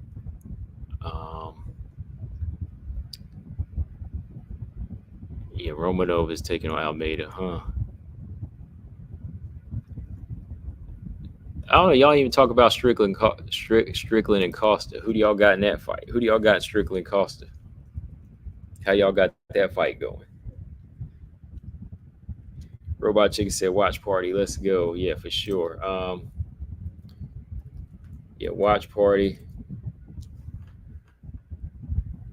It's gonna be a long night. I ain't done a. When was the last time I did a? Feel like it's been a month. When was the last live I did? Let me see. As far as watch party. When was the last fight party we did? Let me see. Let me go back and look at the list here. Oh snap! Dang, it has been a month. I think the last one I did was with the Lipsky and Silva fight. Wait a minute. I think it has. Yeah, that dang, it's been a while. 300. No, I've done one since 300. 300. Wait a minute. Yeah, I didn't do 301. No, yeah. I did yeah, the Nicolau and Perez, yeah. And Lipsky and Silva. That was the last one I did. Yeah, so yeah, it's been a month. Dang. See, too much to do, man. Time flying by, man. All this stuff going on throughout the week, days. Next thing I look, a month passed by. I mean, my birthday was last week. It's already been almost a week since my birthday. And now it's almost June. Dang, man, this is crazy. Strickland, yeah, I got Strickland. I got Strickland. I think I have to go with Strickland. I could see Strickland getting dropped maybe once or twice, but maybe getting back up and winning the fight. Oh, thanks, Paul. Thanks. Marcus Bell, late to the party. He said, "Yo, Como." Marcus Bell a little late to the party, but that's all. It's all good.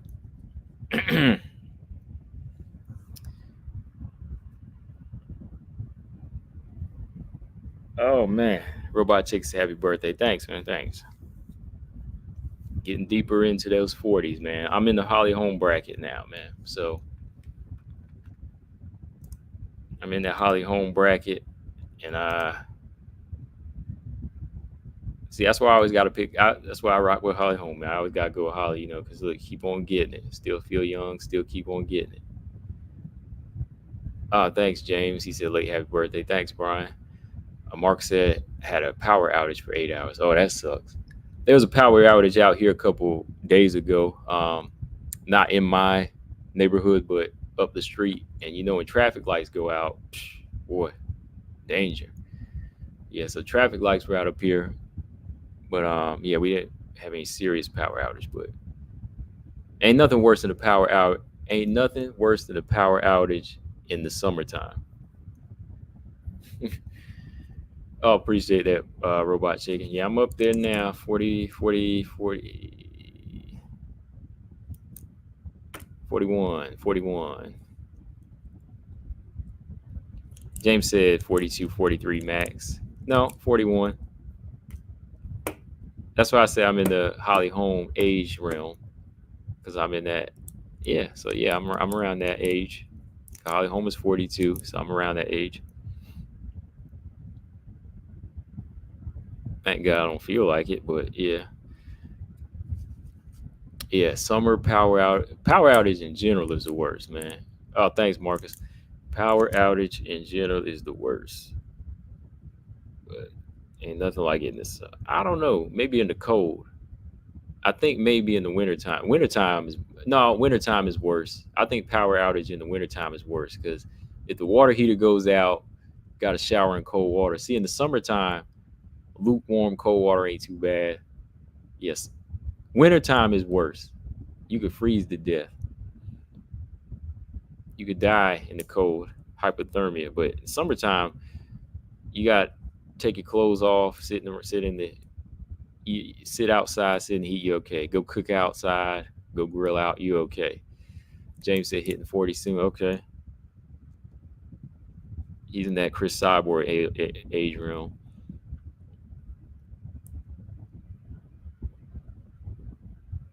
Got a year and a change on me. Okay. Year and some change. Yep.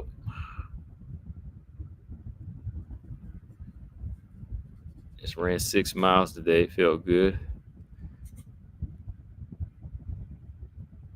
Yeah, man. Shoot, man. I just looked. I was like, it's already end of the dang on month, man. So yeah, we need to get back on and do some lives, man. Had to take the week off though. You know how it is. But so Marcus, since you're here, what were we talking about earlier? Who you got in this fight, Marcus? Do you got Tracy Cortez or Miranda Maverick? Who do you got?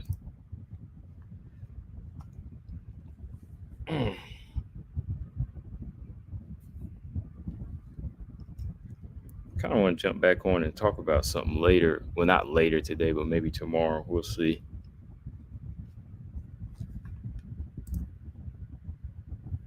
James said you do boxing or MMA workouts, or just cardio. Boxing, I used to. I haven't in about 4 years now, but now just cardio, just running. Some weightlifting, just light weightlifting now. I ain't trying to break. I ain't trying to tear nothing. I don't do no heavy weightlifting anymore. I ain't trying to. I ain't trying to tear nothing. I ain't trying to get all big or anything like that.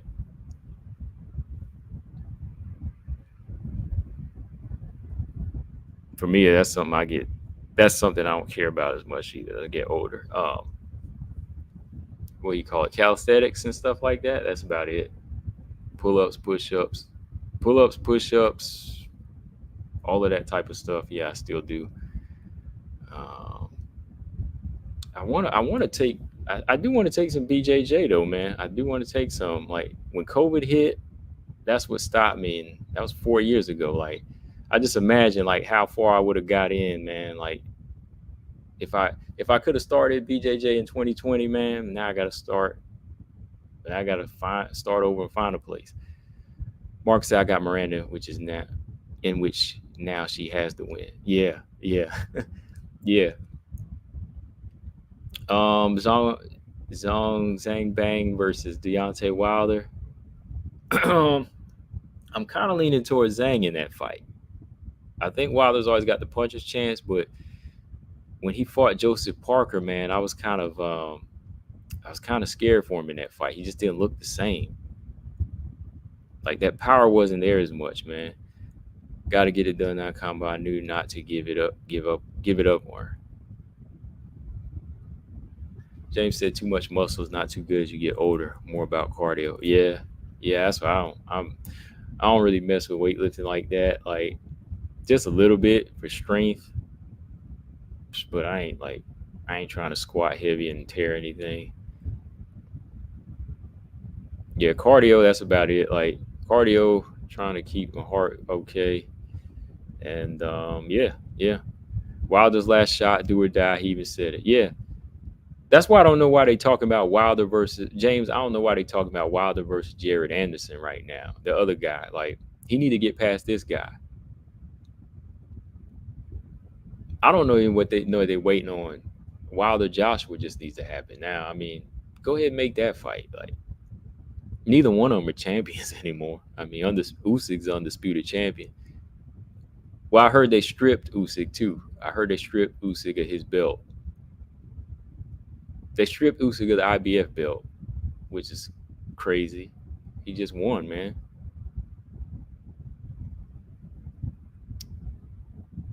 How do we feel about burpees, Chad? Um, I don't really do those. I just do like regular up downs. I actually talked to one trainer online, and she gave like a good alternative for burpees because she was like, I don't like them either, and she was like, burpees aren't really all of that. Like, she gave a good alternative. I can't remember what she said. Hold on, what was it? There was a good alternative for burpees, but I don't really do them anymore. I used to like 10 years ago. But now I just don't like doing them. Yeah, just plank jacks, jumping jacks, and squat thrusters. They got it listed right here in this list too. Yeah, you can use those. Like I do jumping jacks. Uh, but yeah, I'm not big on burpees, man. James said maybe AJ would take a Wilder fight if he wins, since they supposed to do Fury Usyk too. Yeah, maybe. Maybe if Wilder does win in dominant fashion, maybe they make the AJ fight. I kind of like how they've been doing the heavyweight division lately. It's kind of like the heavyweights has been trying to bite off the UFC a little bit. Like I kind of feel like Eddie Hearn has been looking at Dana White's blueprint for like the UFC. Like he's trying to like schedule all the best fights on one card now. You notice that? He'll put like all the best heavyweight fights on a card, or he'll start like even going out a few dates with heavyweights now. Like he's saying, okay, Wilder's gonna fight this guy, and then he's gonna fight this guy in a few more months. Like I can kind of see Eddie Hearn doing that now with the heavyweights. Mark said AJ not taking a Wilder fight. It don't look like it, man. But if he has it now, right? Like it's not high on his list. James says Saudi been a godsend for boxing, giving out money left and right. I mean, yeah, like they've been doing it. Like they've been making like the UFC level of cards compared to Top Rank and what is it, PBC.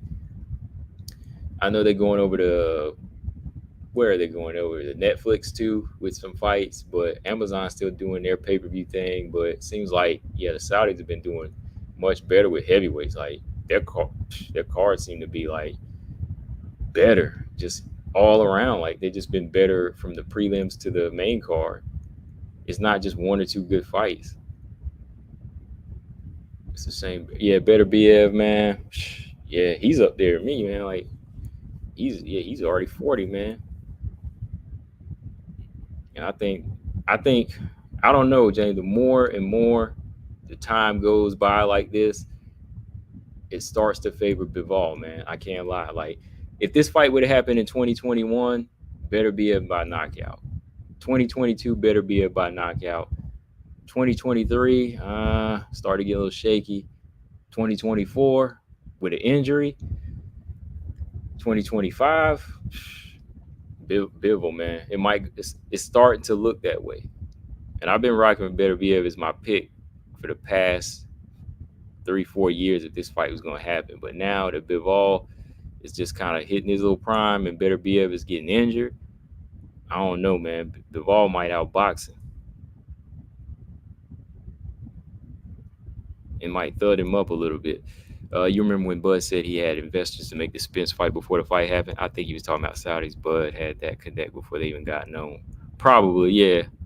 Yeah, and they denied it, right? Like Al Heyman and them didn't really want to make that. That's probably what he delved into, because that was right before the heavyweights, was really going into Eddie Hearn. Eddie Hearn was linking up with him. So, yeah, that might be what Bud had in mind, but they didn't take it.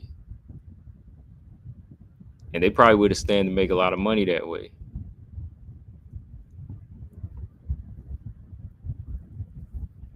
Yeah, the more I'm telling you, man, yeah, the more Father Time, man, the more that Bivol is getting injured, man,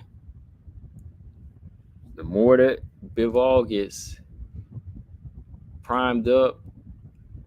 Like Bivol, when does Bivol fight? He fights this week, right? He's still fighting this week too, man. That's how close we were to this undisputed light heavyweight crown, man. That's what pisses me off a little bit more, because we were so close to a fight, man. This is going to be a summer matchup right here. Look at this. Now he's fighting Malik Zanad, who's 22-0. But I mean, who is he compared to Beterbiev? Yeah, June 1st, right? Yeah, that's this coming weekend. So, man, he beat Canelo 2 years ago now. I think he still beat Canelo.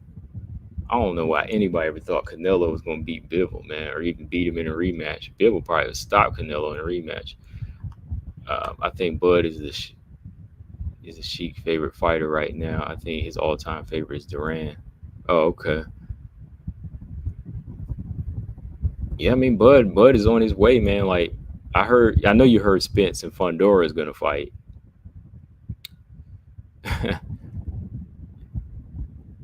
And they stripped somebody of a belt to try to make a fight too. Yeah, they got Usyk as number one pound for pound, but I think Crawford is. I mean, it could go either way with them too. In a way, of course, he's up there, but when you look at level of competition and the big men that are fighting, I still rank Crawford or Usyk over in a way right now. That's just me, but yeah, Crawford is about to. Crawford's on a mission to become a 3 division undisputed champion. 154 is there for the taking.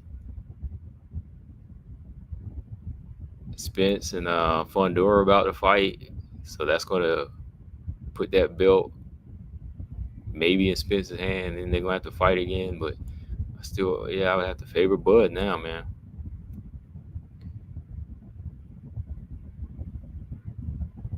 All right, but I'm gonna jump off here, y'all. Good talk, good chat with everybody as always. Shout out to all y'all. I'm gonna jump off here. We'll talk. Maybe I'll talk on the boxing channel one of these days, James, and I gotta get back on air. We'll talk some boxing because Katie Taylor and Amanda Serrano's coming up in July too. So hit that like and subscribe, y'all. Like always, Combo Breaker 99. I'm out. Peace. See you next time.